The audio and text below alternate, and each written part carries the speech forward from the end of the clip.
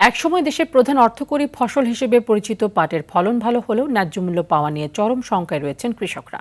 নেত্রকোনায় আশানুরূপ ফলন সত্ত্বেও মধ্যস্বত্বভোগীদের দৌরাত্ম্য ও উৎপাদন খরচ বৃদ্ধির কারণে লোকসানের চিন্তায় চাষিরা। অন্যদিকে রাজবাড়ীতে টানা লোকসান আর পাট পচানোর পানির সংকটে 4 বছরের ব্যবধানে কমেছে প্রায় 1270 হেক্টর জমির আবাদ। প্রতিনিধিদের তথ্য ও চিত্রে আরও জানাচ্ছেন লিওন আজাদ। AKS অর্জন করল গিনেস ওয়ার্ল্ড রেকর্ডস। AKS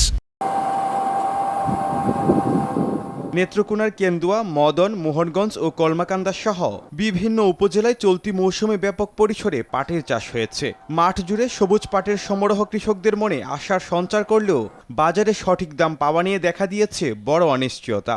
সার, বীজ ও শ্রমিকের মজুরি বাড়ায় উৎপাদন খরচ এখন আকাশচুম্বী। 6 কাঠা নাইলে করছি আমরা পাটের সম্বন্ধে তো দর পাই না।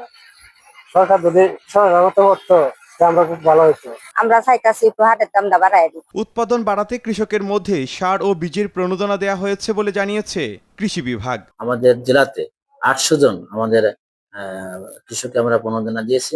1 কেজি করে বীজ দিয়েছি এবং 5 কেজি করে এমওপি এবং ডিএপি সার দেওয়া হয়েছে। তবে নেত্রকোনায় চাষ ধরে রাখার চেষ্টা থাকলেও ঠিক বিপরীত চিত্র রাজবাড়ীতে। লোকসানের মুখে পড়ে 4 বছরের ব্যবধানে রাজবাড়ীতে পাটের আবাদ কমেছে 1270 হেক্টর জমির। অনাবৃষ্টির কারণে চলতি মৌসুমে পাট জাগ দেয়া বা পচানো নিয়ে দেখা দিয়েছে চরম সংকট। এটা 2200 টাকা মন, এ তো জনের পয়সা হয় না, এটা জনের দাম 1200 টাকা। হাফ কেজি পাটের দাম মনে করেন যে 20 টাকা, আর খরচ হয় আমার 100 টাকা, 80 টাকা ঘাটতি থাকে। পানির ঘাটতি না হলে জেলার কৃষকরা লাভবান হবে বলে মনে করছে কৃষি বিভাগ। এবছর যেহেতু বৃষ্টি শুরু হয়ে গেছে, যদি পানির ঘাটতি না হয় কৃষক যথাযথভাবে পাট জাগ দিতে পারবে এবং পাট সোনালী আঁশ তারা ঘরে তুলতে পারবে।